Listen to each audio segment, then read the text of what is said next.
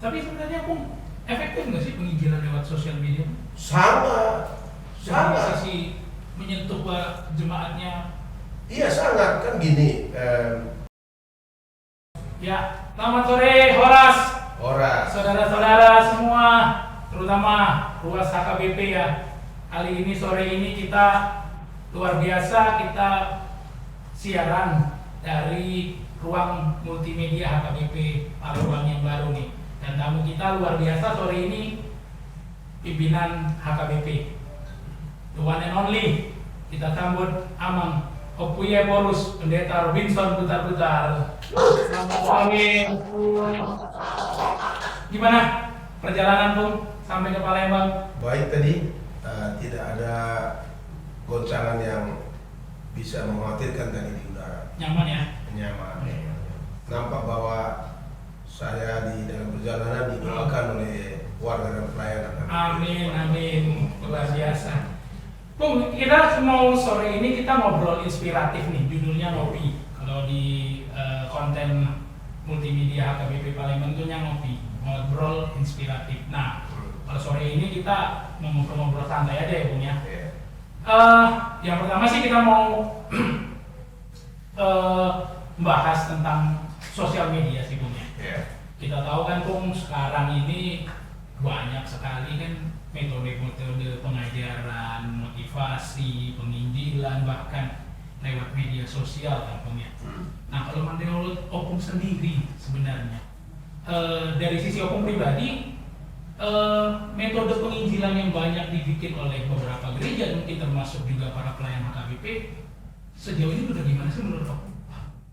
Ya, yang pertama ya kita harus syukuri ya bahwa apa yang dahulu kita lakukan dengan sangat terbatas pendengarnya, terbatas jangkauannya, terbatas juga isinya, ya, cakrawalanya, perspektifnya, kini tidak lagi dibatasi, ya, pendengarnya, ya. Juga partisipasi dari pendengar, jangkauannya sangat-sangat jauh, luas, gitu ya. Tidak dilokalize, tapi sangat universal. Seluas dunia inilah jangkauan dan semua bisa menjangkaunya. Sekarang memang pantas setelah ya mungkin kalau kita di HKBP sejak tahun 2019 kita bertanya sudah bagaimana kita melakukan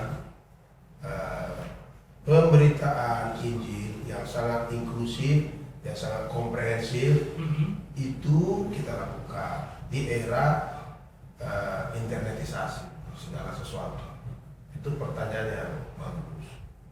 Sejauh mana kita, bukan hanya personel HKBP yang pemangku tugas, tapi juga semua yang menopang para pemangku tugas personel penuh waktu itu seperti penatua, yaitu pelayan tak bisa, tapi juga yang bukan tak bisa, yaitu pelayan dalam bahasa Batak disebut yang tidak patronal.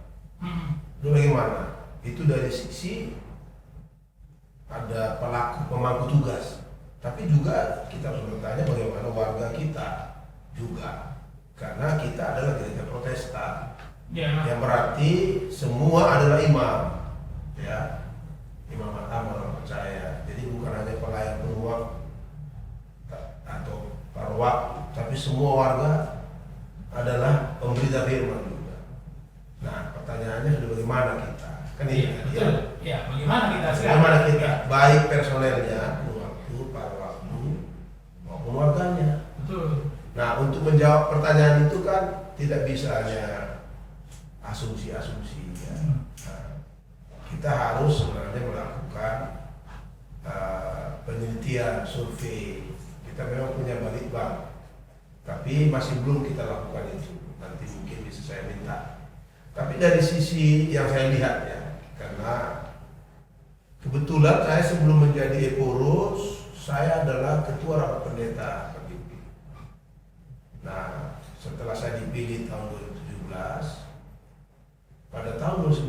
saya membuat tema dan subtema rapat dari seluruh pendeta KBP yang jumlahnya waktu itu 1.800 sekian orang, dan masih rapatnya onsite.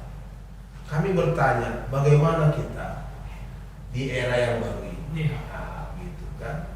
Nah, sejak itu kami sudah menggumuli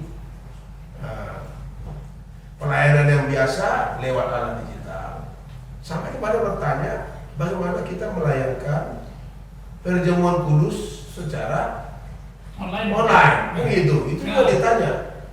Nah, tapi tiba-tiba ya 5 bulan setelah rapat pendeta terjadi COVID yang membatasi pertemuan fisik, dan kami harus buru-buru melakukan pelayanan digital sampai kepada pelayanan yang normal ya, menghubungikan orang meninggal, gimana ibadah yang tidak bisa onsite bagaimana, pengkhotbahnya bagaimana, kan gitu. Iya, betul itu. Nah, kebanyakan pendeta-pendeta kita berkhotbah digital itu stres, karena nggak boleh panjang-panjang khotbah digital. Dunia baru ya, Dunia baru, karena generasi milenial itu nggak punya waktu cukup banyak mendengar khotbah panjang-panjang, maksimum 3 menit mereka.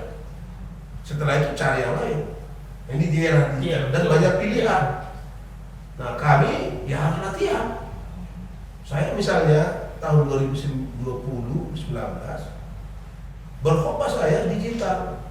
Teman-teman seperti kalian yang meminta saya nyiapkan khotbah itu bilang 3 menit aja ya Pak. Wah, repot juga. Gimana mau baik ya, mau mempersiapkan khotbah 3 menit. Padahal saya terbiasa khotbah 1 jam.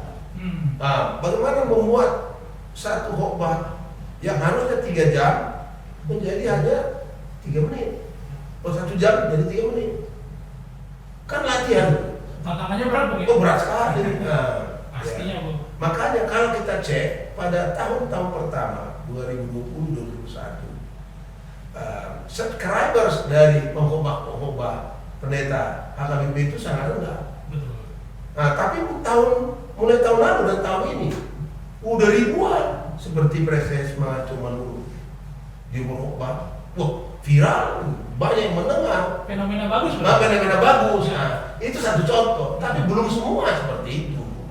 Iya, betul. Itulah menjawab pertanyaan sudah bagaimana ya, dari segi personel. Iya. Kita yang memberitakan berjalan ya, tapi nggak lari sangat kencang. Tapi kita hati-hati memang, karena tidak suka-suka kita memberitakan firman sekarang. Kalau sebelumnya kan sebuah jemaat saja lokal yang mendengar. Sekarang kalau kita memberitakan firman, ribuan orang mendengar dari segala macam, asal kita berbahasa yang mereka pahami. Sehingga tidak boleh asal-asal, berat, tapi harus dilakukan dan sudah dilakukan.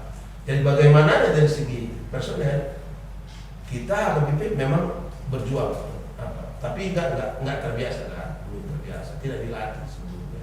Tapi ada perkembangan. Nah, di sosial media yang bukan khotbah begitu, kita juga belajar. Kalau sebelumnya, nah ini ya, kami para pendeta misalnya memakai sosial media itu suka-suka. Nah, nulis pikirannya suka-suka gitu ya, sehingga muncul pertanyaan dari warga jemaat, ini pendeta atau tidak nih? Kan gitu. Jadi kontroversi banyak. Makanya kami dalam pendeta 2019 itu bilang hati-hati kalau multimedia Facebook menulis itu harus hati-hati, yang bagus, yang tidak jangan, gitu ya. Tapi pelan-pelan. Sekarang sudah makin kurang. Tapi sebelumnya itu banyak sekali. Apa ini pendeta ini gitu kan? Berarti ada adaptasi yang bagus sebenarnya. Ada. Kan kalau kita lihat kan sekarang kan media bukan cuma Facebook, sosial media kan. Banyak. Bahkan ke TikTok pun orang. Nah, kira-kira kalau dari pandangan hukum sekarang nih melihat persentase lah. Kan kita lihat kan banyak gereja yang ini begini, yang itu begitu, yang ini begini. Yang ditakutin kan sekarang orang kan punya banyak opsi nih Pung, banyak alternatif penginjilan, gereja sini begini, gereja sini begitu. Kalau menurut Opung, yakin nggak para pelayan kita sendiri sebenarnya tidak tergilas, tapi bisa terus mengejar supaya tidak ditinggalkan jemaatnya kan? Takutnya kan ditinggalkan jemaatnya kan, kita kan HKBP kan ditinggalkan terus kan? Ya saya yakin. Hmm. Karena apa? Tahun lalu di seluruh KBP kita kan memiliki tahun orientasi pemberdayaan. Di sanalah memang kita semua memberdayakan diri, termasuk para pendeta, para penopang pendeta, ya, sahabat pendeta, guru jemaat, Bidepro, diakon, situa, ya kan, juga guru-guru sekolah minggu, semuanya itu di bawah ya. Nah, kita memberdayakan diri, walaupun secara digital juga kan nggak bisa face to face, pemberdayaan latihannya online, ya, bisa apa. Dan kita misalnya juga bersama Kementerian Informatika itu membangun kerjasama untuk melatih para pelayan kita bagaimana ini ya, berusaha kita. Nah sekarang memang pertanyaannya tadi ya, yakinkah Epurus bahwa KBP melalui personelnya, melalui pemangku tugasnya yang full time atau tidak, bisa melakukan tugasnya di era digital ini sehingga tadi kan warga KBP itu tidak meninggalkan KBP, ya, tidak meninggalkan. Warga KBP itu tidak jajan. Betul. Jajan firman yang diberitakan, yang ajarannya tidak lagi Protestan, ajarannya tidak lagi Lutheran, ajarannya tidak lagi sola fide, sola gratia, ajarannya tidak lagi sola scriptura, ajarannya tidak lagi ora et labora. Tapi sebaliknya sudah bertentangan dengan itu. Bisa kalau kita mendengar firman yang diberitakan oleh gereja-gereja yang tidak sedogma dengan KBP, ya bisa dong warga kita jadi lebih enak mendengar di sana. Itu yang kita harus jaga. Nah, oleh karena itu kami semua kita bertekad melakukan itu, walaupun pelan-pelan. Enggak, perlahan, terlalu pasti. Nah, kalau orang Jawa bilang kan apa? Alon-alon, angger kelakon. Nah, jadi memang orang Batak dinamis pasti. Tapi dalam hal ini nggak bisa. Kita harus alon-alon agar kelakon. Tapi sebenarnya Bung, efektif nggak sih penginjilan lewat sosial media? Sangat. Dari sisi menyentuh jemaatnya. Iya sangat, kan gini. Sebenarnya kan sebelumnya HKBP atau gereja-gereja di dunia ini melakukan pemberitaan firman itu hanya weekly, ya kan? Rutin weekly setiap minggu, dan itu hanya 2 jam. Iya betul Kan? Iya. Nah, pertanyaan pun itu hanya 2,5 jam. Sekarang tidak ada lagi, kecuali kita baca renungan, ya kan, di rumah kita siapkan patanakun atau di bata kan gitu ya. Iya. Ada juga renungan pagi kita baca, hanya itu hanya 15 menit. Sekarang wah tidak gitu lagi, waktu manusia sekarang hanya 10 dari kalau 100 jam ya, hanya 10% waktunya itu untuk dirinya sendiri. Selebihnya itu dia terkoneksi dengan seluruh yang ditawarkan oleh. Iya. Nah, ya kan? Nah, makanya kita lebih menjangkau lebih banyak kalau kita mau melakukan ini, ya kan? Dulu saya, ya paling yang mendengar atau membaca khotbah yang saya tulis 100 orang, ya kan? Sekarang fansnya Pendeta Robin udah ada 20.000. Wah. Apalagi kalau saya kerjasama dengan yang lain. Iya. Share itu nyebar, betul kan? Betul. Itu jadi dampaknya sangat besar di era ini. Tidak ada pilihan lain kecuali kita ikut nimbrung. Dan juga tidak hanya nimbrung, kita harus di depan, tapi menghadirkan Injil yang inklusif, Injil yang komprehensif, menghadirkan juga tugas penggembalaan. Kan Yesus kan bilang, bertanya kepada Petrus kan, Petrus, apakah engkau mengasihiku? Yes, ya kan? Ketiga kali. Nah, menggembalakan itu, kita tugas itu termasuk juga menggembalakan, memberitakan diri satu, menggembalakan juga, ya kan? Nah ini juga yang lain adalah membangun persekutuan, harus juga kita pakai ini.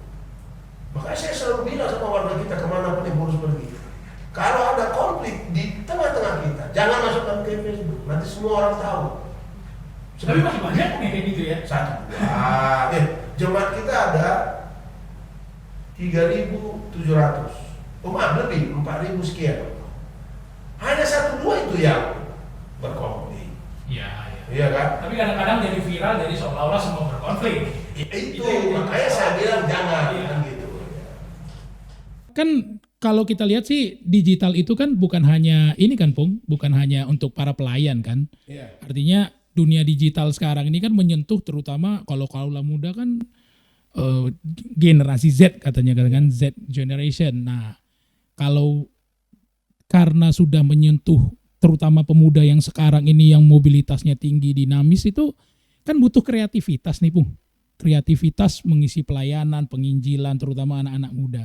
Nah, sedangkan kan HKBP sendiri kan punya dogma. Yeah.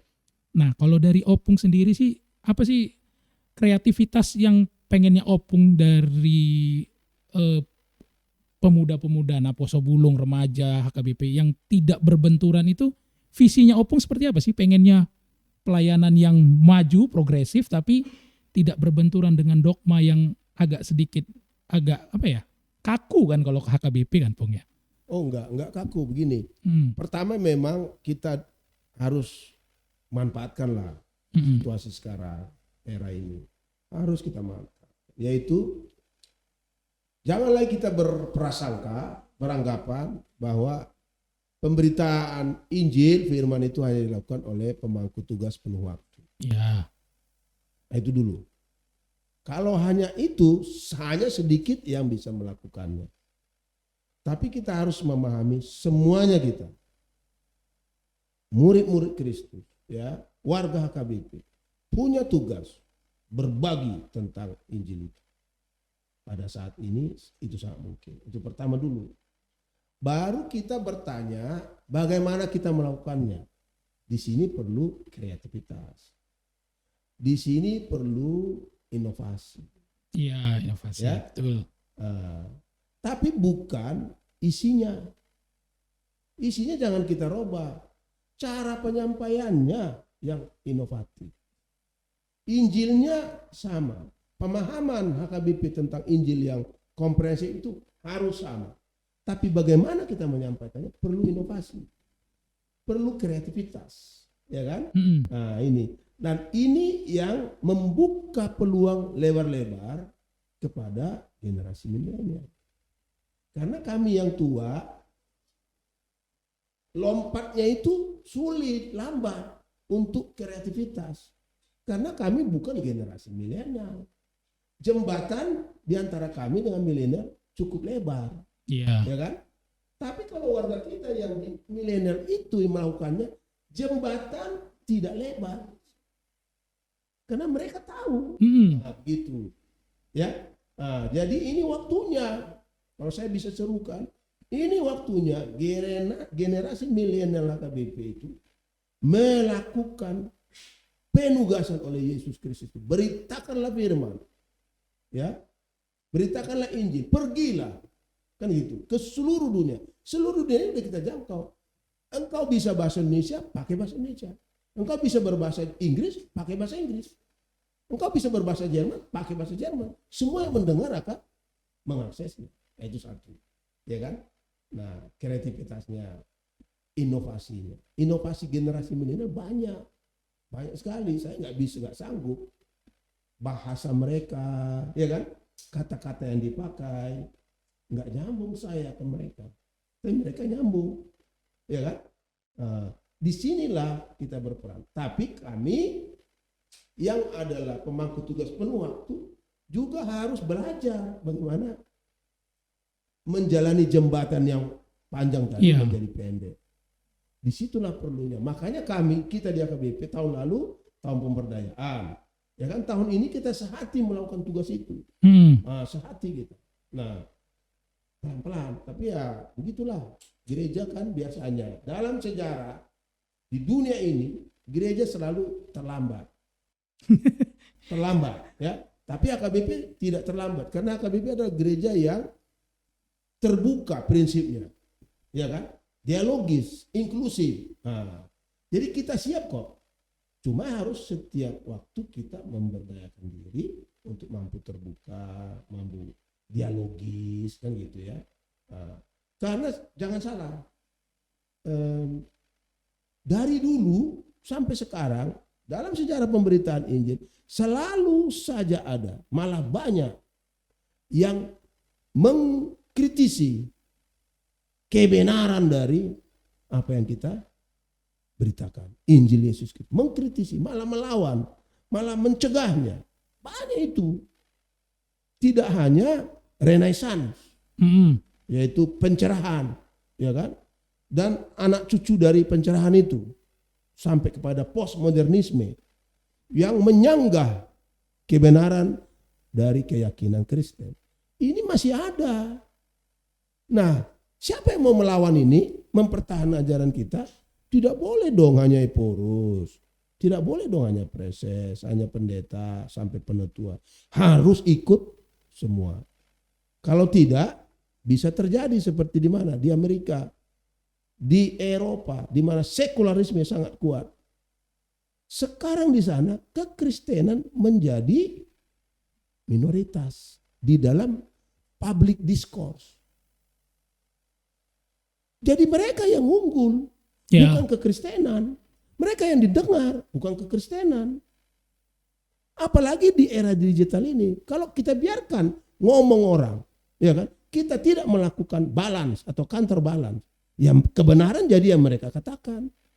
Ya cuman yang jadi fenomena sekarang ini kan Bung, kalau Opung lihat di TikTok di mana-mana kan, karena saking terbukanya kan Bung. Ya. Kadang-kadang aku nggak tahu nih kalau pendapat Opung, setuju nggak sih kayak debat terbuka, Ya. beda agama. Bahkan kalau kita lihat di beberapa media sosial itu kan Islam, Kristen, terus ajaran lain saling berdebat gitu. Kalau menurut Opung apa?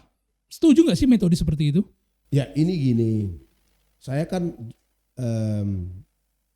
waktu saya studi maupun waktu saya masih tugas di Jerman, saya suka membaca sejarah perjalanan kekristenan dari awal abad kedua, tiga, terus abad itu. Secara khusus saya membaca buku seorang teolog gereja Katolik di Jerman yang namanya Hans Kung. Hans Kung. Dia udah meninggal dia. Menulis satu buku yang berjudul Das Christentum, kekristenan. Setiap abad dia tuliskan di sana. Jadi saya melihat ya di dalam perjalanan sejarah kekristenan itu perdebatan di antara yang bukan Kristen dengan yang Kristen. Lain lagi di dalam. Ya betul. Itu. Sekarang malah banyak. Itu terus berlangsung. Ya, terus berlangsung sampai pencerahan mulai. Setelah itu kekristenan dengan pencerahan. Berdebat, berdialog, ya kan? Nah, tapi waktu itu kan biasanya debatnya di satu lokal lalu ditulis dalam buku. Yang mengetahuinya hanya membaca ini. Sekarang tidak begitu lagi kan? Semua tahu kalau ada debat kayak gitu ya. Nah, pertanyaannya adalah apakah kita mengikuti ya kan? Perdebatan di antara misalnya Eporus HKBP pernah dia mau diajak kan gitu untuk berdebat dengan A atau B tentang ini kan gitu. Nah, itu pertanyaannya. Kalau saya ya karena kita hidup di dalam dunia bebas di mana kita berekspresi bebas tapi ada batas-batasnya.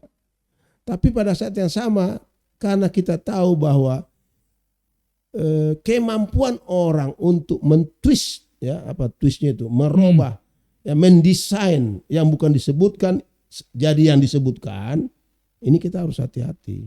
Ya, itu yang paling vital sih Bung ya. Iya, itu harus hati-hati ya kan. Apalagi bisa saja ada yang dikatakan slip of the tongue. Iya. Ya kan, kalau lagi emosi kita tidak bisa kontrol kata, bisa terbakar-bakar di sana-sana ya kan. Nah sekarang misalnya ada seorang tokoh mengkritik pemahaman iman yang lain, ya kan? Walaupun dia benar, tersinggung di sana, bisa marah-marah. Iya, betul. Karena kita tahu ya, dalam sejarah menurut Hans Kung itu, makanya dia membangun sebuah paguyuban, religion for peace, agama untuk perdamaian. Dibangunnya itu satu persekutuan internasional. Kenapa? Agama sering menjadi penyebab perang. Malah agama ikut dalam perang. Nah ini saya hati-hati di era ini. Saya nggak mau. Betul sih, Bung. Saya Harus nggak mau dihindari sih begitu ya. Debat-debat di mana, dengan mana pemahaman yang lain dinegasi, direndahkan. Iya. Oh itu tidak boleh gitu. Saya nggak mau ikut seperti itu karena saya harus memikirkan umat HKBP ini ya 6,5 juta. Kalau ada salah harus ngomong. Bisa Ya kan, atau omongannya membuat ini benci nanti semua terhadap warga HKBP ya. Inilah ada sisi positifnya, tapi banyak juga sisi negatifnya. Makanya saya nggak mau diajak berdebat tentang iman dari pihak-pihak yang tidak seiman dengan. nggak ngomong aja kadang disalahin, Bung ya. Oh iya. Gitu. Apalagi sering ngomong salah pula kan. Iya. Kalau ngopi sebentar dulu. oh boleh, Bung.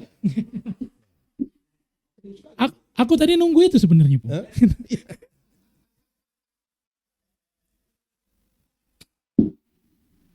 Enak bah kopinya, Bung. Ini mencairkan suara, melembutkan suara. Kopi Aming ini, Bung, dari Pontianak. Promosi, Bung. Sudah habis yang Inang tinggalkan waktu itu di sini. Sudah. Waktu Januari kan kami datang. Inang bawa kopi juga dari Tapanuli Utara, dari Humbang. Itu yang paling top sekarang. Itu kayaknya kami belum pernah nyicip kalau main ke rumah Inang Pendeta Resort kayaknya. Udah nggak ada lagi kan. Oh gitu ya. Ini sekarang kalau kita tahun ini kan tahun pelayanan, penata layanannya tahun kesehatian nih, Pung. Iya. Apa kabar sih tahun kesehatian, Pung? Apa kabar? Kabar Iya, maksudnya kesehatian. sejauh apa sih sudah tahun kesehatian Biasanya gitu loh, kan Pung? kalau kita bertemu dengan kawan lama ya kan, dia bertanya apa kabar kawan. Katanya. Iya. Jadi kalau orang Batak terus bilang bagus, berapa anakmu ya kan? Oh gini, bagaimana pendidikan anakmu begini kan gitu apa kabar itu? Iya. Kan? Nah, sekarang apa kabar tahun kesehatian? Iya. Ya sekarang umurnya udah 6 bulan, ya kan? Ya kan? Iya. Kita mulai Januari kan? Iya. Nah, udah 6 bulan umurnya. Bagaimana pertumbuhannya? Oh luar biasa. Misalnya yang kecil. Kalau sebelum tahun kesehatian, banyak sekali saya dengar kami di Tapanuli Utara itu di Jabotabek, keluarga-keluarga HKBP yang retak, yang pecah, yang dibawa ke pengadilan, ya masih 2-3 tahun baru berumah tangga, sudah berpengadilan, pecah, mertua-mertua sedih, ya kan? Iya, orang tua Itu sedih. sebelum sekarang udah jarang saya dengar. Jadi tahun kesehatian yang diungkapkan, diberitakan dengan semangat oleh para pelayan kita itu sudah berdampak positif. Amin. Bagus, Ya kan? Bung. Iya. Dampak positif. Seandainya dibuat penelitian, mungkin kita bisa terkejut, ya. Karena tahun kesehatan itu ujung-ujungnya mendarat ke keluarga, ya kan, keluarga kita. Karena di era digitalisasi ini gampang sekali keluarga pecah. Betul, Bung. Saya misalnya punya HP kan, saya lihatlah Inang. Sebelumnya saya yang paling banyak memakai HP kan. Nah, lalu setelah beberapa waktu Inang juga banyak pakai HP. Ya kan ini ya, banyak kali sahabatnya. Sahabatnya sebelumnya hanya 10 orang, sekarang sudah ratusan orang, jadi banyak waktu dia kan. Nah, sering saya lihat Inang, kita sekarang udah di rumah Porus, kita sudah bersama. Kok terus menerus HP-mu kau pegang kan? Ada gitu. juga ngefek ke situ, Bung. Oh iya, jadi terjadi kerenggangan, ya kan? Malah ada yang penting saya di situ, love katanya kan, please hug me katanya kan? Loh, aku di sini dia di sana kok pakai WA please hug me. Iya. Nah, ini kan memperenggang, ya kan? Nah, sekarang dengan tahun kesehatian ini kita atasi. Ya, bisalah terus aktif Tapi jangan lupa sekali-sekali berdoa bersama setiap hari kan gitu. Sehatilah kita mendoakan anak-anak kita, mendoakan pekerjaan Eporus, ya kan? Mendoakan warga AKBP, sehatilah kita, kan gitu. Iya. Karena saya tahu begini, Yesus bilang, kapan saja kalau kalian berdoa sepakat di dalam namaku, maka apa saja pun yang engkau minta kepada Bapa akan dikabulkannya. Ini sehati, ya kan? Keluarga. Satu, apa kabar tahun kesehatan? Keluarga warga AKBP semakin mesra. Jadi memang ada perkembangan yang baik lah ya Pung ya. Itu satu, ya kan? Tapi satu lagi, dari seluruh AKBP saya perlu kabarin juga kawan-kawan di Resort Palembang ini, ya kan?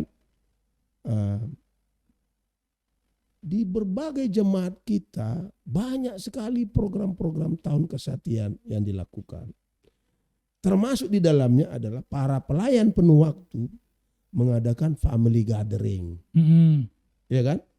Family gathering. Iya. Sesama pelayan. Mereka datang satu hari, ada acara relax, ada bernyanyi, main ada menonton. game. Iya, sehati. Sebelumnya kalau datang sih, bertemu sih, tapi hanya berdoa. Setelah itu makan bubaran, kan gitu. Jadi tidak ada tujuan bagaimana. Nah, ini satu lagi. Nah, kalau sebelumnya tim resort, pendeta resort, ada pendeta yang membantunya ini jarang berdoa bersama. Ada juga begitu Pung? Oh iya, jarang berdoa bersama. Pendeta juga jarang berdoa berarti Pung ya? Mereka maksud saya secara tim keluarga itu, ya? Secara tim. Oh secara tim. Tim di resort, ya kan dipimpin pendeta resort. Ini apalagi dengan para lado, ya kan? Biasanya berdoanya waktu sermon saja. Ya kan? Di waktu-waktu yang biasa nggak jarang. 5 menit selesai, ya kan gitu. Kalau sekarang dengan sehati, karena saya challenge juga. Saya tanya misalnya, tim resort, berapa jam kalian berdoa untuk jemaat kita? Karena tugas pendeta kan disebut. Doakanlah semua yang disampaikan kepadamu, kan gitu. Iya. Itu salah satu tugas kami. Nah, berapa jam berdoa untuk? Ada pendeta-pendeta muda yang malu.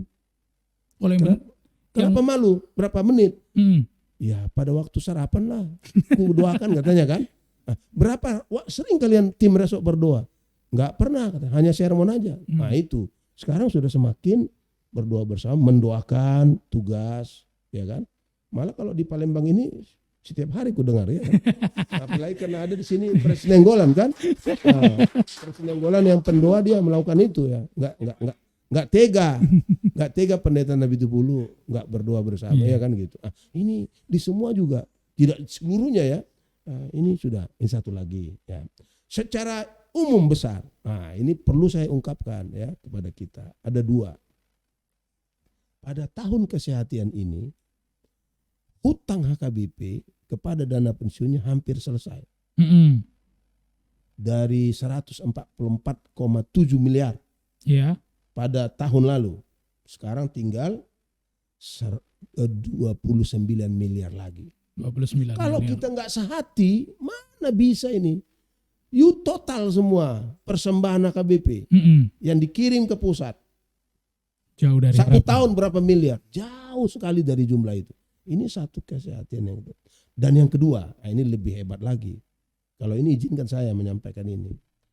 Nah, seluruh HKBP sekarang, pelayan sampai warganya sudah sepakat sehati untuk pada sinode Godang yang akan datang menetapkan pelaksanaan sentralisasi keuangan di HKBP.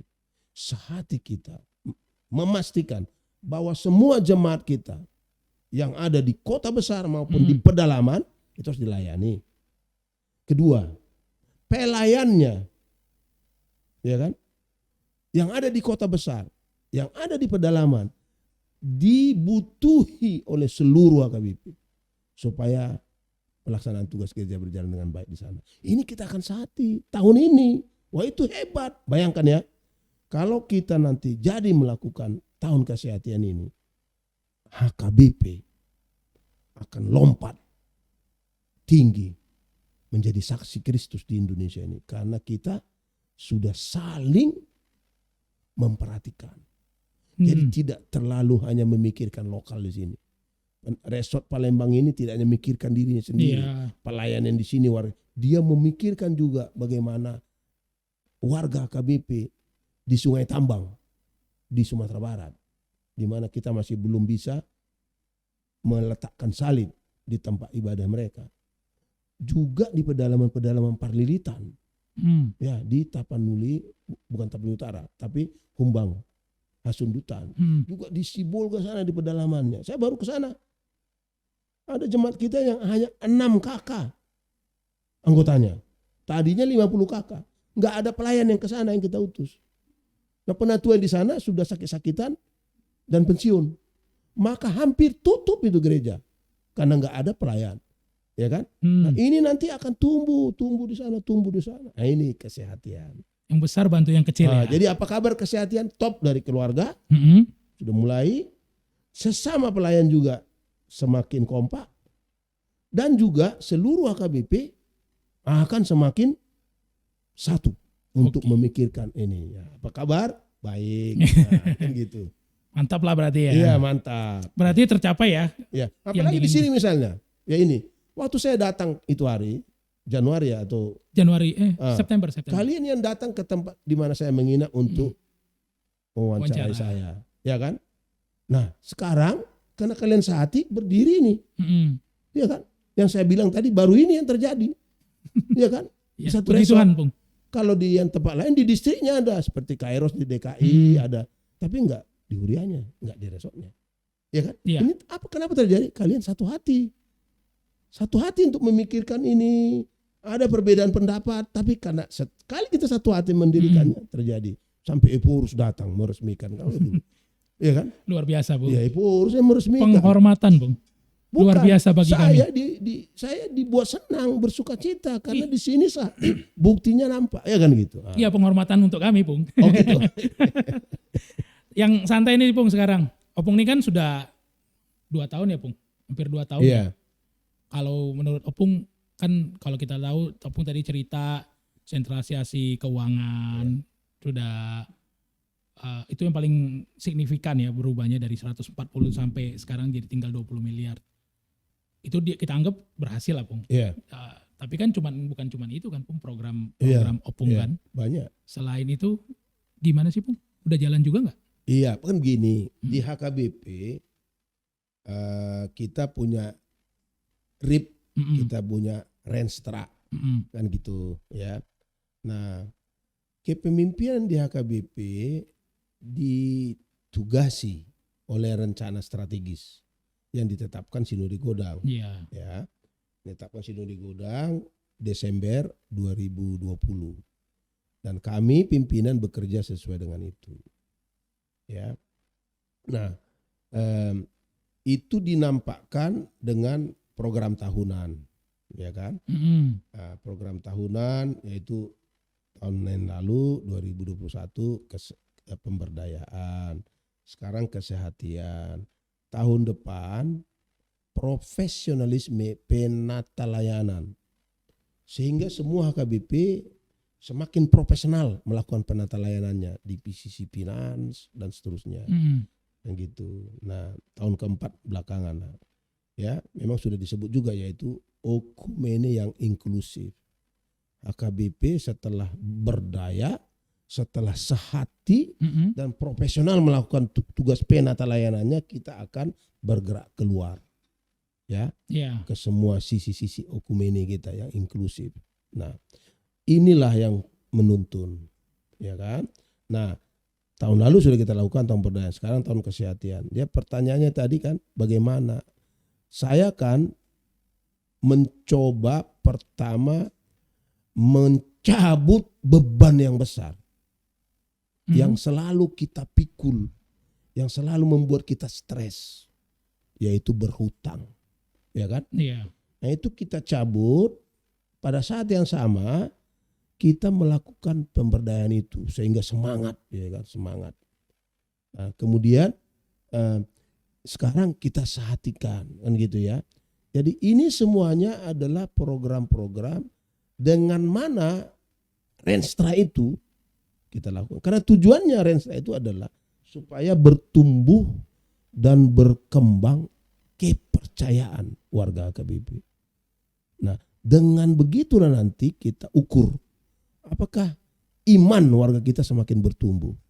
Kalau saya lihat dari 1 tahun 6 bulan ini, ya, karena saya kan punya Facebook juga, ya, saya buat di situ mula-mula ya, sangat kritis sekali, malah sangat negatif cara lihat warga kita, kayak kami pelayannya, ya, kayak kami pemimpin, kayak kami di kantor pusat, sangat-sangat apa? Sepertinya hamima pardosaun, kamilah kriminal, kan gitu ya.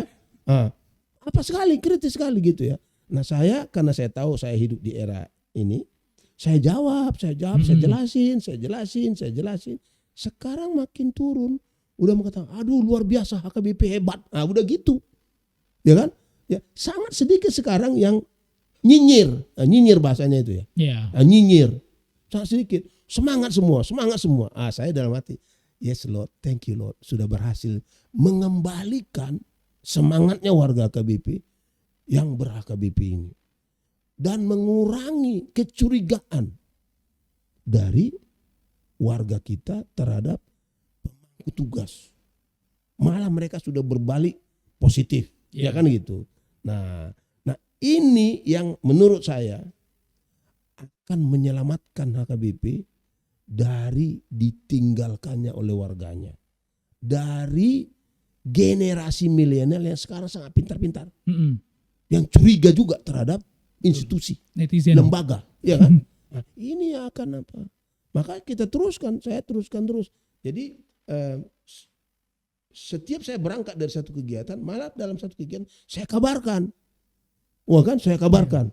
Ya misalnya kemarin tadi malam ya, saya setelah rapat diundang oleh seorang bapak bersama istri dan 3 anaknya. Ini untuk makan malam setelah kami selesai rapat. Pada waktu itu bapak ini mengatakan, Opung, kami keluarga karena melihat pertumbuhan yang baik mau menyerahkan 1 unit traktor untuk kantor pusat. Wow. Ya, luar biasa. Iya. Loh, terkejut saya. Traktor. Dan 4 minggu lagi sudah sampai itu untuk kita pakai mengolah tanah-tanah aset HKBP yang tidur berdekade, kan gitu. Ini bukti apa ini? Kan kembali trust mereka. Iya. Ya kan? Kepada kami. Tumbuh lagi dia. Satu lagi. Pada waktu kami serah terima, uang kantor pusat minus 3,5 M. Minus. Oh iya? Iya. Ya kan? Minus. Bulan 6 yang lalu lunaslah minusnya itu jadi 0. Ya kan? Dan sekarang tahu udah ada 11 miliar uang kantor pusat. Luar biasa. Ya. Nah, ini apa? Berarti sudah kembali. Kepercayaan itu yang paling penting, Bung. Itu bagi saya sangat penting. Ya kan? Dan itu saya buat sebagai pemimpin harus dilakukan keteladanan kan. Keteladanan. Salah satu keteladanan ialah saya reservasi waktu minggu saya tidak ke kota-kota besar, tapi ke desa-desa, ya kan? Nah, apa yang saya lakukan itu sampai rupanya ke telinga presiden.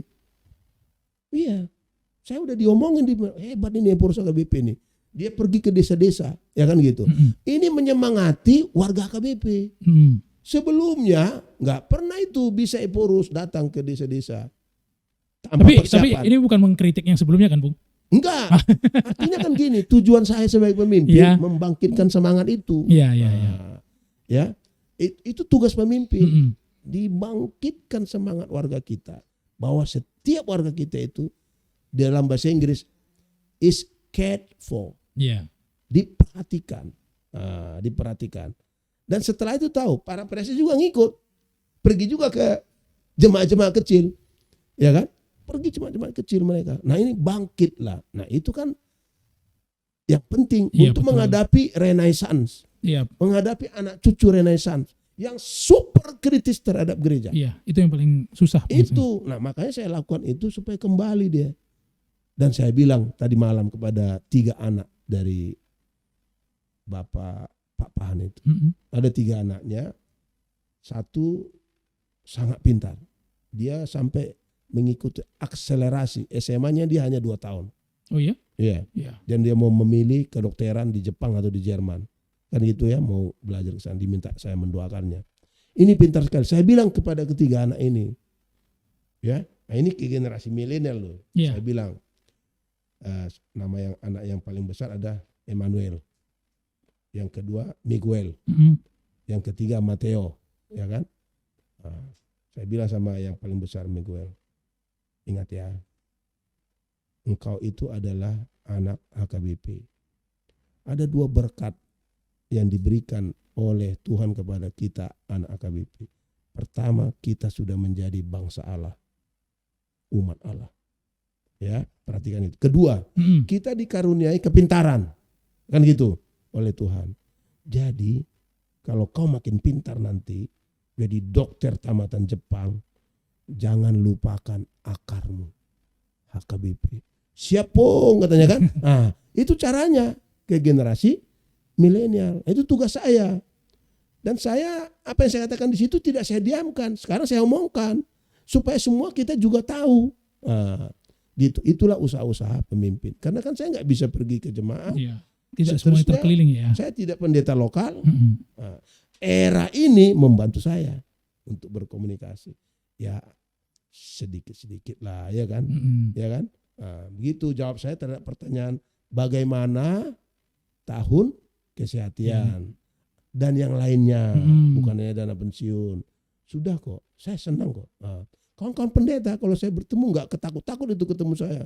Ya orang sepung, ya, udah semangat mereka semua, ya kan? Ada 1-2 lah yang kurang semangat juga. Tapi kami ada hampir 2018 ya, dan nanti bulan Agustus 3 kali penghabisan lagi. Dan yang mau masuk ke sekolah pendeta juga banyak sekali. Kita hanya bisa terima 80. Ini menunjukkan semangat bangkit itu. Nah ini yang saya sebut 1 tahun 6 bulan memimpin membuat saya bersyukur, terima kasih Tuhan. Tapi untuk itu memang saya terus bergerak. Karena hanya 4 tahun loh. Iya, singkat itu. Dan waktu umur saya sudah 62 lagi. Setelah itu pensiun. Setelah itu adik-adikku yang meneruskan, ya kan, memimpin HKBP ini. Tapi sekarang saya harus tunjukkan kalau diberi peluang memimpin, bekerjalah dengan baik, berjuanglah dengan baik untuk HKBP, ya kan. Setelah itu saya pensiun, meninggal kan, masuk surga, ya enggak? Amin. Amin, ya kan. Oke, itu yang kedua. Relax dulu lagi, kopi lagi. Jadi kayaknya sudah dikode-kode dari tadi. Wah, iya. Ini waktunya. Udah memotong ini kayaknya. Harus diinterupsi. Jangan lalap. Jadi makasih Bung, waktunya banyak cerita, banyak hal yang boleh kita dapat nih, dapat kita ketahui dari hampir 2 tahun kepemimpinan Bung Eporus saat ini. Ya, kedepannya mudah-mudahan tambah semangat Bung. Amin. Ya. Tetap stay fokus untuk menjalankan semua program. Stay fokus. Thank you. Tetap jaga kesehatan yang penting. Thank you. Ya. Oke, terima kasih. Selesai? Oke, terima kasih Bung. Ya, nyanyilah 1 lagu dulu biar pemirsanya senang. Waduh, kalau nyanyi kayaknya Opung Eporus aja lah. Tidak dipersiapkan untuk itu. Oh, tidak. Iya, Oke. iya. Silakan. Oke, makasih. Jadi ya, Horas ya semua pemirsa yang budiman yang saya sayang. Jadi terima kasih semuanya ruas HKBP yang boleh menonton podcast ini. Kita berjumpa untuk lain kesempatan. Terima kasih. Makasih Bung. Yep, makasih Horas. Ya.